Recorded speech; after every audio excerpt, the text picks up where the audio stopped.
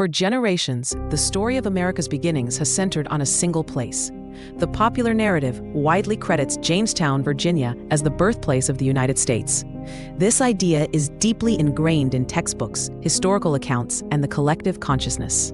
It is a narrative that many Americans grow up learning and accepting without question. The image of the early English settlers struggling in the New World is a powerful one. It forms a foundational part of the nation's origin story. However, the reality of America's origins is far more complex and spans a much longer timeline. The standard narrative, while important, tells only a part of the story. It often overlooks earlier, equally significant events. Jamestown certainly holds immense historical importance in the context of English colonization. Its establishment marked a pivotal moment in the expansion of the British Empire into North America. It was a crucial step towards the eventual formation of the 13 colonies. Jamestown was indeed the first permanent English settlement in North America. This distinction is vital and should not be understated. It represents the enduring foothold the English finally secured after earlier failed attempts. But while Jamestown holds this specific title, it was not the first European settlement to be permanently established within the boundaries of what is now the United States of America. That honor belongs to a different city, founded by a different European power decades earlier. The true title of America's oldest city belongs unequivocally to St. Augustine, Florida. This fact often surprises those who have only learned the traditional narrative focused on English beginnings. St. Augustine's history stretches back much further than the arrival of the English in Virginia. St. Augustine predates the founding of Jamestown significantly. Its origins are rooted in the Spanish exploration and colonization efforts of the 16th century. This earlier period of European activity in North America is often less emphasized in American historical education. St. Augustine was officially founded on September 8, 1565. This date marks the formal establishment of the settlement by its Spanish founders. It was a deliberate act of claiming territory and establishing a presence in a region contested by European powers. The city was founded by the Spanish explorer and admiral Pedro Menéndez de Avilés. He was commissioned by King Philip II of Spain with a clear mandate. His mission was to clear the Florida coast of French intruders and establish a permanent Spanish presence. Comparing the founding dates reveals the significant difference. St. Augustine was founded in 1565, while Jamestown was founded in 1607. This means St. Augustine predates Jamestown by a remarkable 42 years. This 42-year head start is crucial. It means that by the time the English settlers were struggling to survive their first years in Jamestown, St. Augustine was already a relatively established, albeit still challenging, colonial outpost. It had a fort, a church, and a functioning, though small, population. The Spanish were the European power behind the founding of St. Augustine. Spain had been active in the Americas for over a century by 1565, establishing vast colonies in Central and South America. Their efforts in North America, particularly Florida, were part of a broader imperial strategy. Spanish motivations for establishing St. Augustine were multifaceted. A primary driver was claiming territory for the Spanish crown. Florida was seen as strategically important, bordering Spanish holdings in the Caribbean and Mexico, and potentially containing valuable resources. Another significant motivation was the conversion of indigenous populations to Catholicism. The Spanish colonization effort was deeply intertwined with the mission of the Catholic Church. Missionaries often accompanied explorers and settlers, seeking to expand the faith in the New World. St. Augustine was specifically established as a fortified settlement. Its primary initial purpose was military and strategic. It was intended to serve as a base of operations to protect Spanish interests in the region and expel rival European powers, particularly the French, who had attempted settlements nearby. This settlement was strategically located on the coast of northeastern Florida. This location offered several advantages for a colonial power operating in the 16th century. Access to the sea was paramount for supply, communication, and defense. The location was considered highly strategic for Spanish maritime interests. It was situated near a crucial natural feature. This feature played a vital role in transatlantic travel and trade during the Age of Sail. The strategic location offered direct access to the Gulf Stream. This powerful ocean current flows north along the Florida coast before turning east across the Atlantic.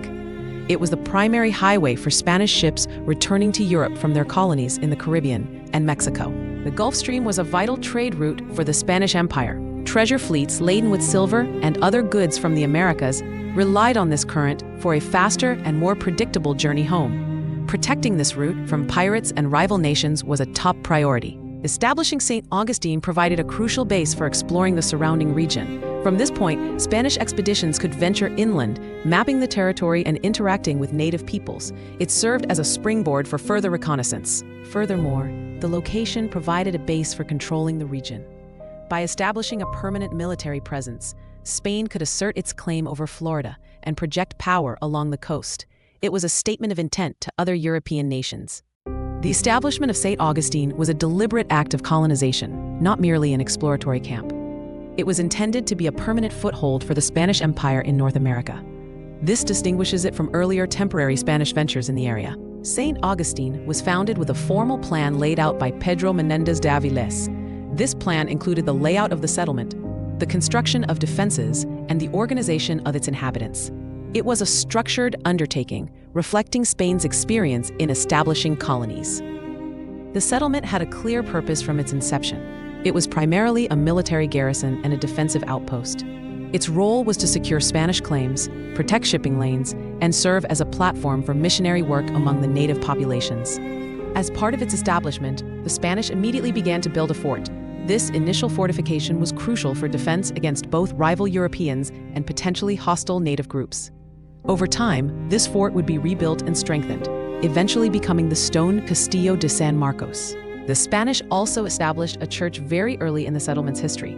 The first Catholic Mass was celebrated on the day of the founding. This underscored the religious dimension of the Spanish colonization effort and the importance of converting the local population. Upon arrival and during the early years, the Spanish began interacting with the local Timucua people. These interactions were complex, involving trade, attempts at conversion, and sometimes conflict. The relationship with the native population was a critical factor in the settlement's survival and development. Comparing St. Augustine and Jamestown highlights fundamental differences in the approaches to colonization, taken by Spain and England in the 16th and early 17th centuries. These differences shaped the early histories of both settlements and the broader patterns of European expansion in North America.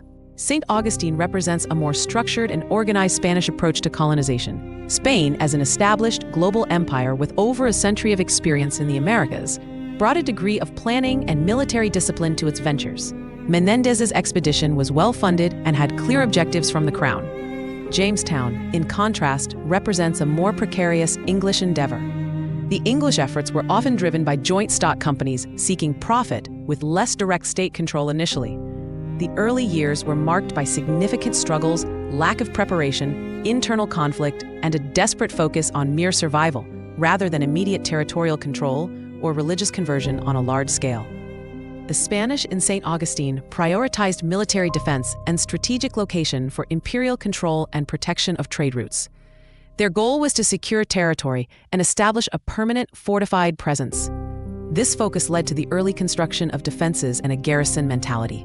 The English in Jamestown were initially driven by the hope of finding gold or a passage to Asia, and later by establishing profitable agriculture, particularly tobacco. Their early struggles were less about defending an empire's trade routes and more about finding a viable economic model and simply staying alive in a challenging environment. St. Augustine was founded by a direct royal commission with a clear military and religious mandate. It was part of a larger, centrally planned imperial strategy. The crown invested directly in the expedition and the settlement's initial establishment. Jamestown was founded by the Virginia Company of London, a private commercial enterprise granted a charter by the king. While it had royal approval, the day-to-day management and funding came from investors seeking a return. This commercial focus shaped its early priorities and challenges. The Spanish had extensive experience dealing with indigenous populations across their vast American empire by 1565. While relationships were often fraught, they had established patterns of interaction, including the mission system. They immediately began efforts to convert the Timucua. The English at Jamestown had less experience in sustained colonization and interaction with native peoples in North America.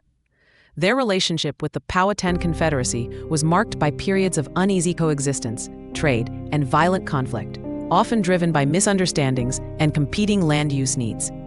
St. Augustine's early population was heavily male, consisting primarily of soldiers, sailors, and administrators, along with some artisans and clergy.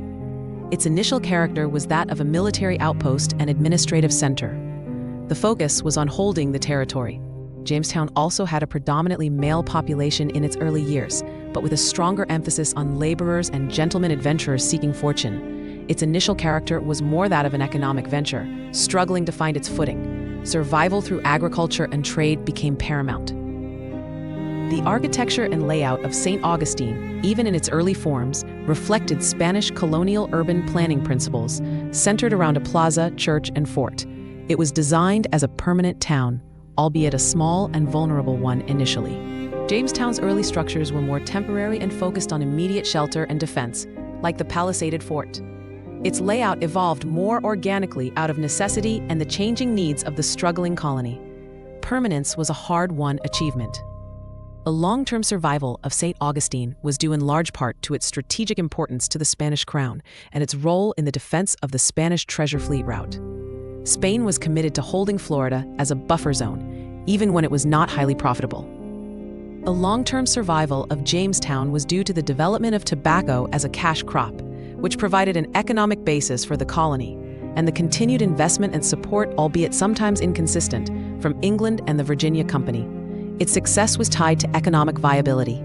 Understanding the history of St. Augustine alongside that of Jamestown provides a more complete picture of early European activity in North America. It shows that the continent was a stage for competing imperial ambitions long before the English colonies became dominant. It reminds us that the story of America begins not just with English settlers seeking a new life, but also with Spanish soldiers and missionaries establishing a foothold decades earlier.